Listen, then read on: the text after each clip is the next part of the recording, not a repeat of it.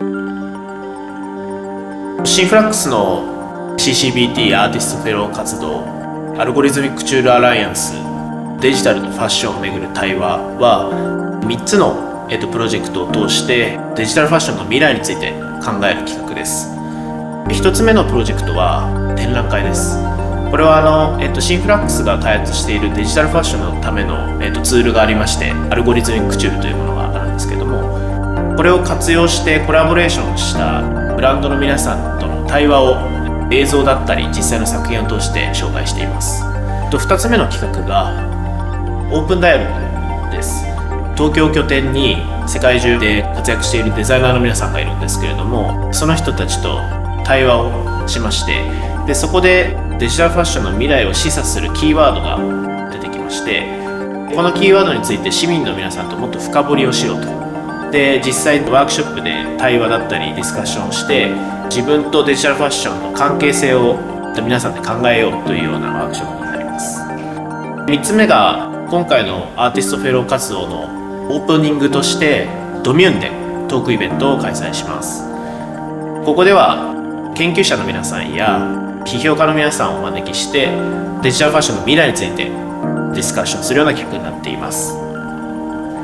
シンフラックスではバーチャルとかリアルの衣服の分け隔てなく、デジタルの技術の創造性を用いて衣服を再構築したり、そのためのツールを作ったり、システムあるいはプラットフォームを作るっていう活動をしています。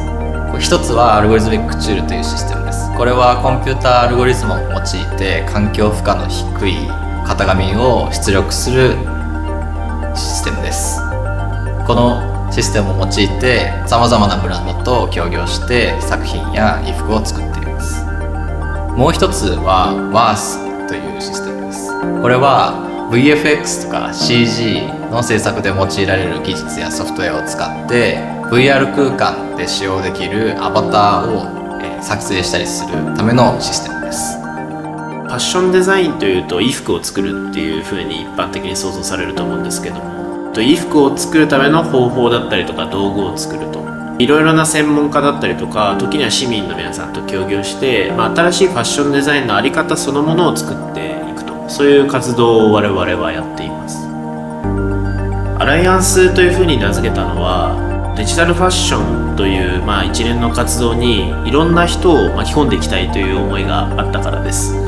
デジタルファッションはすごく面白い領域だと思うんですけれども、まだまだ新しい表現だったりとか技術の開発が必要で、そのためには本当に先端的な技術を使っていたり、あるいは面白い表現をしているアーティストやデザイナーの人に参加いただくことができたらなと思っていました。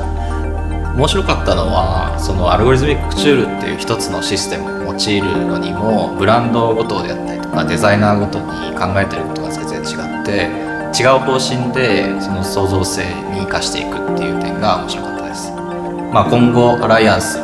構築していったり、その広げていく際にもまた別の新しい創造性とか使い方に出会って、プラットフォームそのものが面白い使われ方をしていくっていう風になったらいいかなと思っています。やりたいことは、僕たちが作っているシステムやプラットフォームが目に見えない形で皆さんが日常着ている衣服に浸透していくっていうことが一番やりたいです。我々が普段使っている携帯とかスマホとかパソコンがどのように動いているか実際分かってないまま使っているように、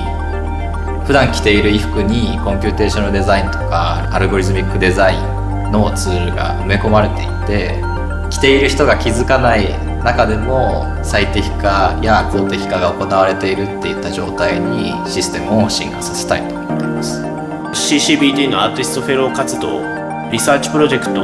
を通してデジタルファッションの未来について考察するためのダイアグラムを作りました。一つには、デジタルファッションといっても物理世界で起こっていることと仮想世界で起こっているようなことが両方あるというようなところを、図示しています。システム、クリエイティビティ、バーチャル、フィジカルというこの4象限の中に、どのような未来を示唆するキーワードがあるのかってことを、マッピングして、でこれを見れば、デジタルファッションの未来だったりとか現在を捉えられるようなダイアグラムになっています。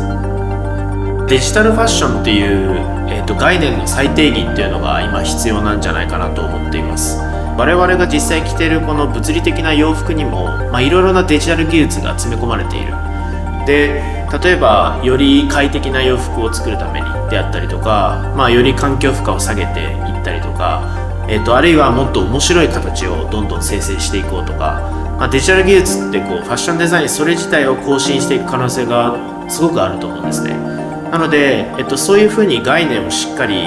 拡張することによっていろんなデザイナーだったりアーティストが参加するような領域にすることができる、その方が、ファッションデザインも面白くなるしデジタルファッションも面白くなると考えました。なのでこのデジタルファッションを再定義したりあるいは概念を拡張するっていうことを、このアーティストフェロー活動でやってきたし、これからもやっていきたいなというふうに思ってます。